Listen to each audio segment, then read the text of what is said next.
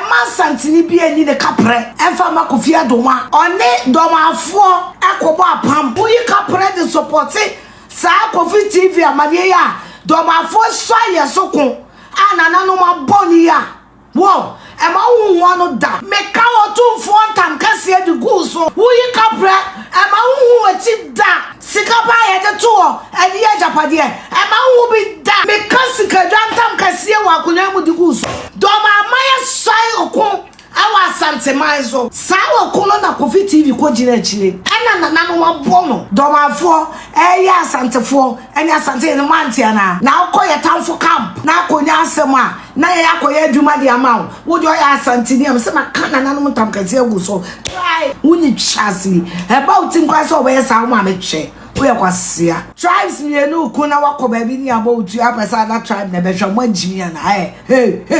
hey, who you capre at the Boasa Kofi TV problem ya? And my own one who are Brabo da. Send up a person to you. And to send you for 2 women, Shiana Meboa. Kofi Adoma, on a damn parent, Kofonsa, see no more general. Other than that Paria all the dirty business he was doing with Dampare. Angel TV for or man send Kofi to Doma. Or be anyone was Suma Kofi TV. Ewo Doma. Kwa kuti wonsuma Kofi TV ewo Doma. Na de Kofi TV yire na nanu ya wo si studio ma ni kunu. Ane skanasa. Abusia, this is the current state of Kofi Adoma GoFundMe. Say ana nani no pempenso akodu enie. Ena make say Kofi Adoma GoFundMe ehia $50,000 ede akoye nani surgery. Enye sa pa dia ane ye ntia sempa me no nam so Queen Afia Schwar so abebo dua fremoti aduosonson abo edua kentama sentam ewo nana otumfo enanum se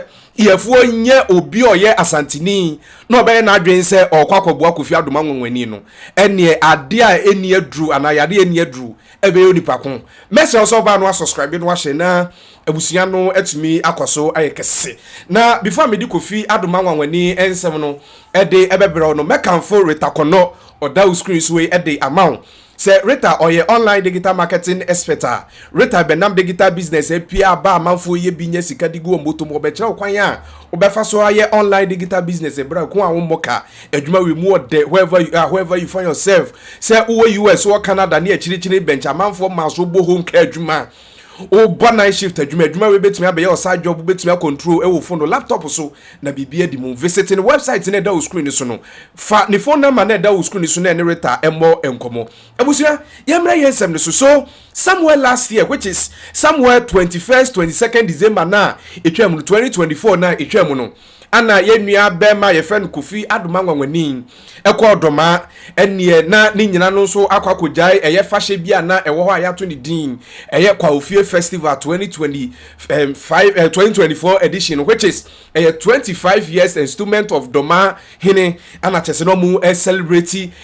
ye papa Dormaahene so hu na enya asem keto akwa me no nam so Kofi Adoma GoFundMe ene ni crew ekopie mu ewo doma na won se ne ahemfo ba ya no mutututu abrafo no etututu se ne da school so na baako etutuo ye dikan de homa ne bone so de abrew baako tutuo na powder de wa direction fine powder no ebogo Kofi Adoma GoFundMe ani abusua na enya asem keto me na make say Kofi Adoma GoFundMe ye hia sika de akoye nani surgery na eni ensem bebere na no watema na yere nso wohu na nahema nso be kasa kirekire mu the current state of Kofi Adoma sie bra asem ni si ye no Kofi Adoma GoFundMe kopie mu e wo Dubai ma adoctors fo no ekwa ohuru nani eso ma eni beje ntre ha wo internet super ha wintintan kase ne social media ne so me na me kasei empanimfo akreti eye GoFundMe account no Magraheb ha blogger your friend Magraheb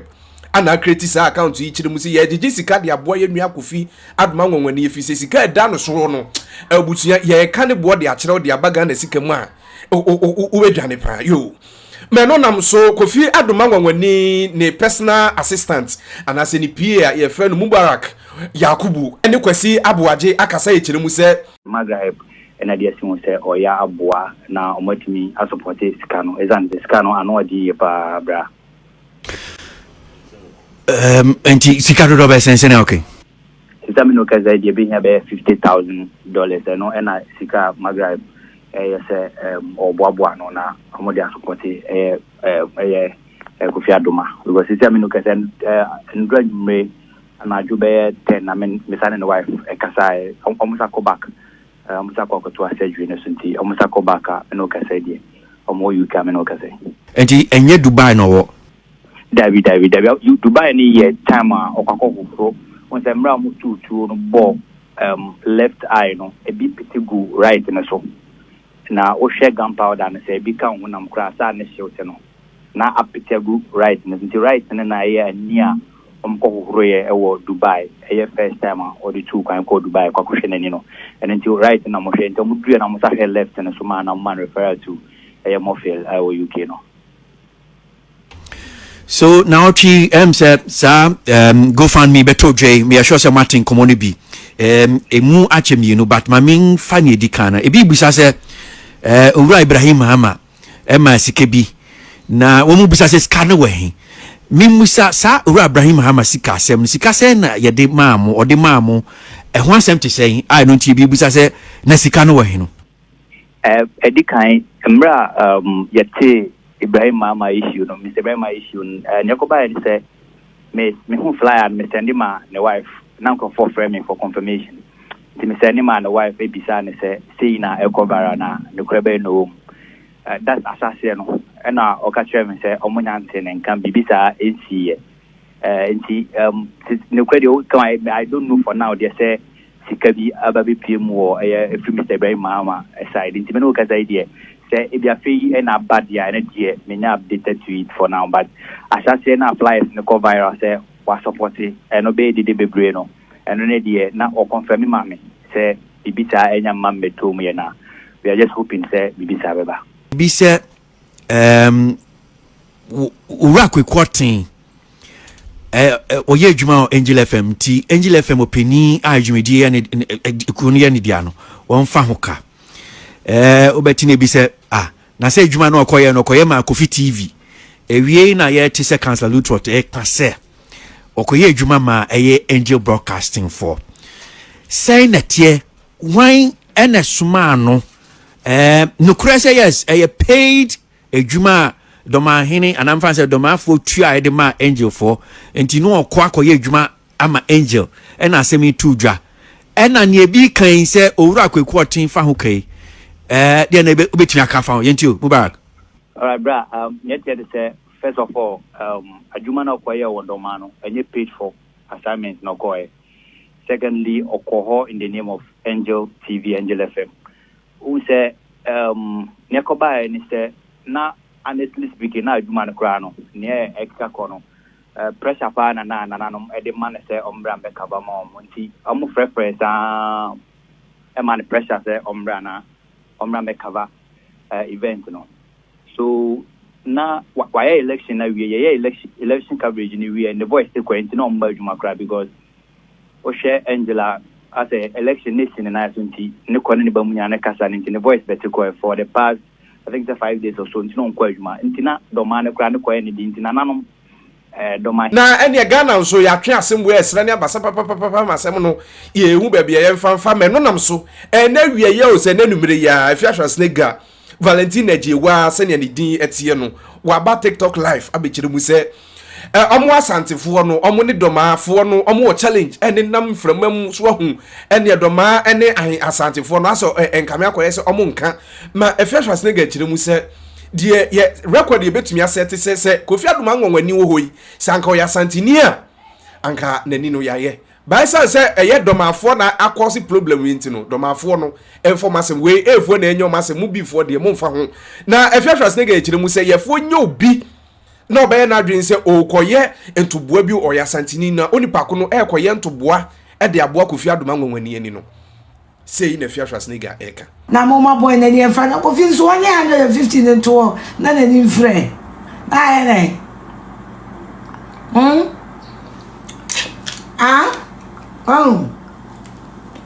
Dormaafo, this is the time and then you be di atemo this is the time mon shira mon Dorma bobre ebono for mon chesa mo ho mo adwomo nu mo kansam egu Asante force pa ya di ni etie emreni bema nye wanu o bema ye obotom emreni ni Asante ni bia fa one person a enko Kofi Adoma program ne so mesa Asante for okoye Dormaahene program mo fa ni die e ma Asante akonya no Asante ni bia ka prank ho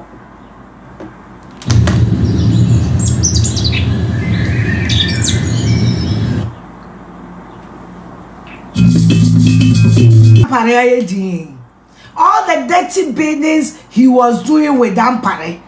Kofi Adoma on the Dampare nkofo nsase na omo jeje no. Ada na Dampare din. Me say asem na koso no. E ma Asante ni bi ani de kapre. Emfa ma Kofi Adoma. One Dormaahene ekobo apam. Dormaahene no ni ho. Boy, I also Kofi worked for Angel TV. They didn't send him to Doma. Angel TV for Oman send Kofi to Doma. Obie ni wa wasuma Kofi TV. Ewo Doma. Ena man santini bia ni ne kapre. Abunu fuel. En to kwa na mo ni Asante fo ko no modi bem mo wini. Ebunu foi Dormaahene antokwana muni Asante fo ko ne mamudi mo ya mamudi bim afei na mere na so moncha mo babro mo na de Kofi TV yire na nanu ya wo si studio ma ni kunu ana skana sa masa hey Minyare so mama mentotoma no. Me mabusu afanya ni mse mbeka madua na mtotoma no. Antu ana nenge shen.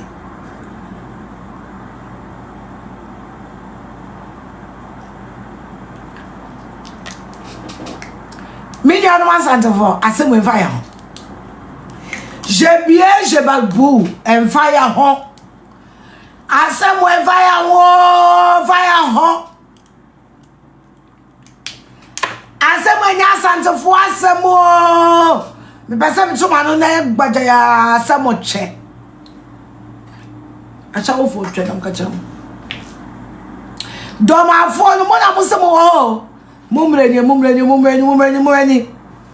En fire ho. Dormaahene and to kwa moni Asante fo woni na ma mo di be mo wini o samo hine no ya kin no ya chief o mreni nie mesi Kofi ko plawa menhia himfia en ke seseska en ka da Kofi be ya wan de Kofi o ko plawa menhia himfia en ke nya la sulala evan chano and hey, and Asante for him. See a casano. Oh, power man, shia, and Asante for him. I am trying to shout, I am Asante in it. Or 2-4 Nyamekasi and Kobeya phone call. From the king to a doctor. No, what was said, Bills near saying. That's another movie about me afraid about for this upon so for it. Kwana kosha be way, mommy. And honorable despite and for this upon we didn't have a choice down to pay because only Asante for mama.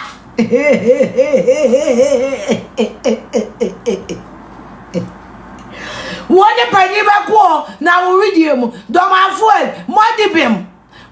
bim. And to kwanda Asante fo ni asem so manem ni enka jam se ma wini na emom se na mo pese mo tututuo enti se di otumfo to bi wo menhia na mebo a mo nkowe Kofi e wo ya Asante ni me ka otumfo ntam di guso wo ya Asante ni a me ka sikadwa ntam adi guso wo yi ka pre e de boasa Kofi TV problem ya e ma hu anu abrabo mu da boy. Bewa so be yi kapre. E dia ko boa okun Adoma man Asoya tia Asante man. Meka otumfo ntam kase de gu so. Wo yi kapra e ma hu ati da. Sika ba ye de to e ye japade e ma hu bi da. Meka sika ntam kase wa kunya mu de gu so. Dormaahene sai okun awa Asante man so. Sa okun na Kofi TV ko jina chire. Ana na no wa bono. Wo ya Asante ni na wo yi kapre sa wo de boa me kasika dwantam gu so me ka o te kokon so otumfo nyam kase ntam gu so e ma na no ma wo achi da wo sika e be ka wo sa na wura ma betwam me ka otumfo ntam kase e de to so oye twinam de fufu ye na se do ma fo ye ma dibem to kwan ma wini en to kwan ko Kofi TV o ma na ko fa ba ma wini na sawa wo ya Asante ni na sesa da la sula na omo ye no wo de kapre be kwa kochem because ye tie baby na Dormaahene so aye so ntokwa atelidio omo di ye bi wa pin so ye tie omo so aye so ntokwa enti me am ya Asante ni this wabusuafo pani ngunsa enfra asase ya me ka otumfo ntam kase de to wabrabo so what the afedi agro wo abayi kapre me kasi kedantam de toso me konto fontam kase de toso wo yi kapre de support sa Kofi TV amade ya Dormaahene so ye sokon anana no ma boni ya wo e ma wonwa no da e ma wontimi yensam afo moja omo kodiji Asante man no e ma mo ska no da me se me konto fontam kase ana ndi ku so anope sika e ma na no ma wonwa no da wonwa da wa be yi ka presa we Asante ni ba na wa fu masum sika da ko sika da Kofi na obi so aye so Dormaahene so aye so ko na wo di sika ko support de me call to fontam kesi o e ma wonwa no da wanim ni wachi ya de tie baby o ya Asante for de tie baby na the ban so e be ma mo pia Dormaahene mo di nkunim afi na mo nkokoden mo nkyere se mo ohene mo nkyere se Dormaahene oman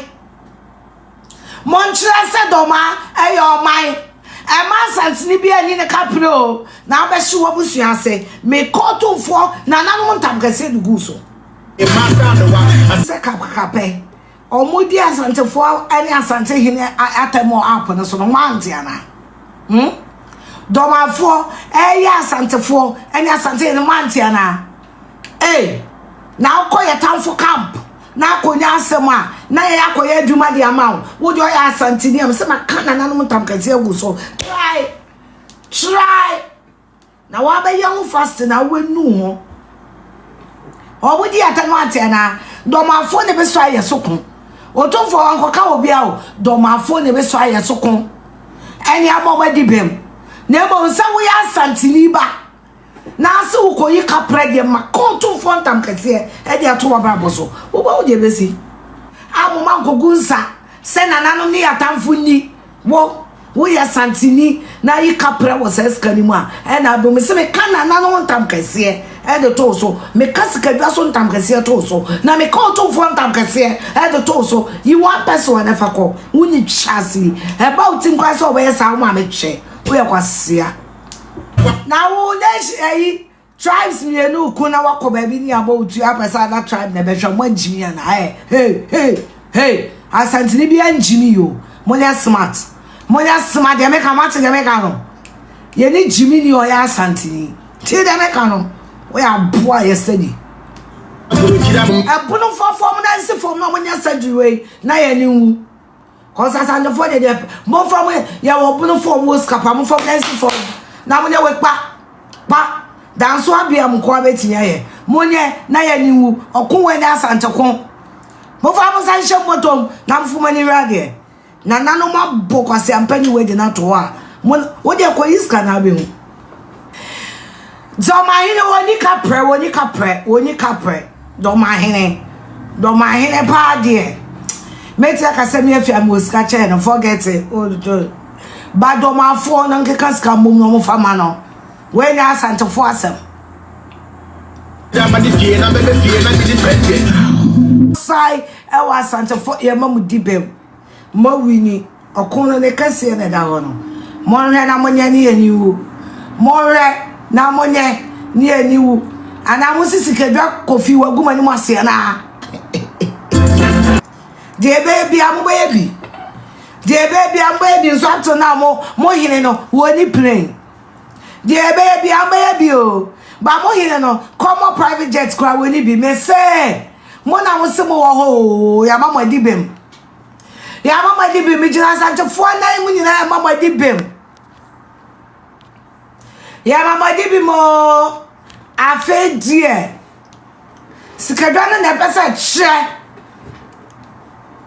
ye kan him for someone am the doma wodi kuro modi wodi kuro ebe talking of kings so ye ka chieftaincy na mata modi kuro and never compare king of kings and when asa Kofi Adoma say na aba so no. This is why we will underline boys from men. You just asa na aba no. And to underline boys from men. And that kings or boys. Me say some we see Asante ahemfia and kebetse no na mensia akoye Kofi Adoma saji aba Kofi Adoma ba omo koda ase eno na nka mo bete e ke fa ni besi bedwam e besreska. This is the time we will underline boys to win boys mudi mo kete kane be compare otumfo nya me kese afi na monya ahemfo sem muni mayare o mo mayeni when Asante for you too much na put for you too much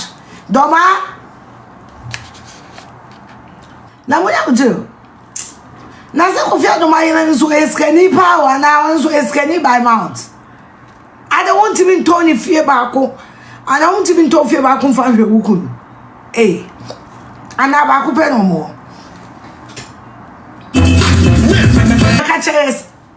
ba ka che say nti mon ton fie ne ba ko mon ton yen sandi diska me ka de monya no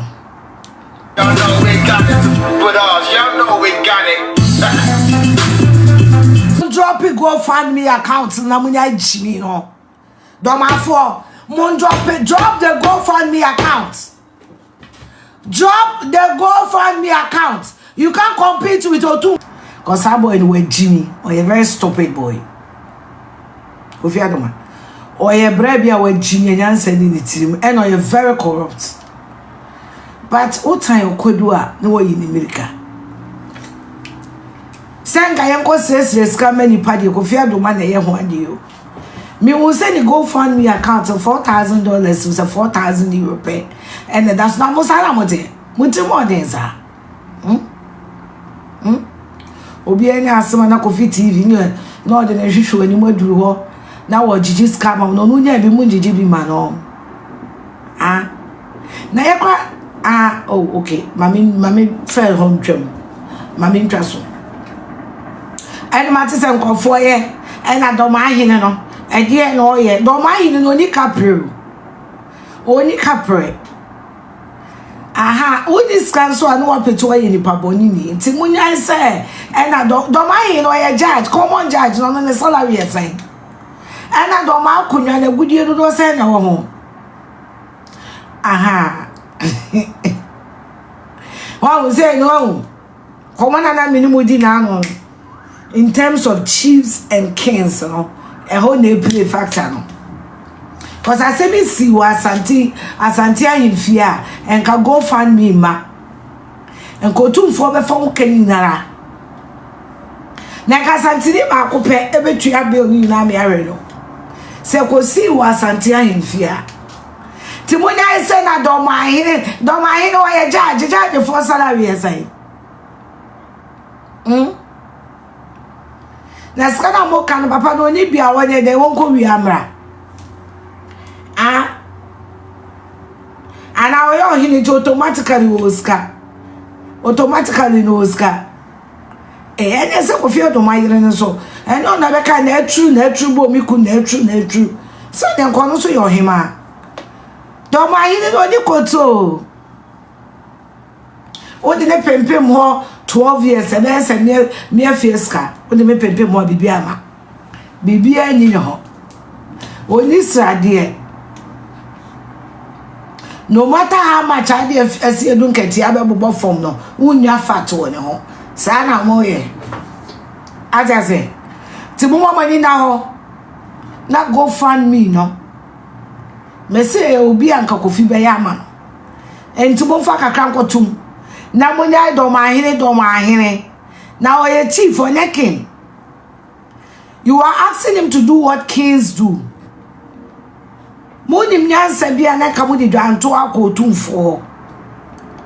What you say? Wona tisika dwaso. Dormaahene won tisika koto so. What ya konwa so se dem tibisu.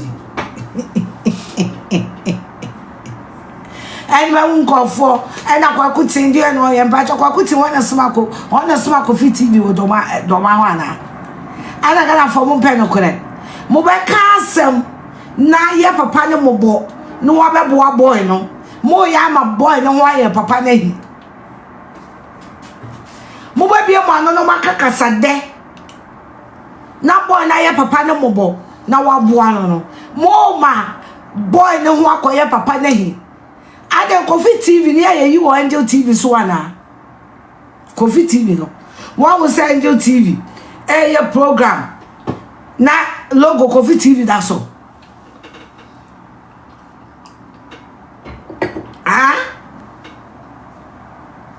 And now Paul do man now kwa sorry now any accident your company asem. So kwa do man now pon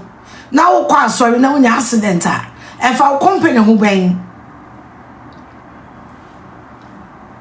obi nya asem a mo ba kakasa de ache ne boafo ne mabada ye obi asika ngu obi abotomo emwa wo enye force obi esika engu obi abotom timonya jimi no na kwakuti na jimi no ana jimi no kwakuti wonso a Kofi TV e wodoma onso a Kofi TV wodoma na momuwa no ganafo momuwa no amutimoden abusiana Afia Schwar ensem ni bi no a na sister ejire mu se dabi Kofi ya mfa nya no fi so nyenye yo enye sa no kan yo ene Afia Schwar wa kasa papa abusiana nyina mu no somfo dan kwasi prince ya dwete won kakre bekoso ede ani ede Kofi Adoma ngwanwani ensem na chi na de betofom bi aba no nso wahu de ko ene de ba na sisi America senem di kan no GoFundMe account akreti ede ama Kofi Adoma ngwanwani ne da o screen so a ye bompa ye se ye nyina obi ando ne tibi ye mfa mboa ye nua bema na ontimi meke yensa o game ni mu a oboa na bibia no entimi enimu ye from dan kwasi prince mesel so ba no subscribe na busua na timi akoso ye kese na before mekra mo ami akon mekanfo eye retakono e de amount se reta o ye online digital marketing expert obenam online digital business abai so akere kwan obefa so ye bienye sika de egu botum adwuma we imu ode ne ye nso nye den fa ne number no na visit the website na e da o screen so na bibia no entimi enimu makrao.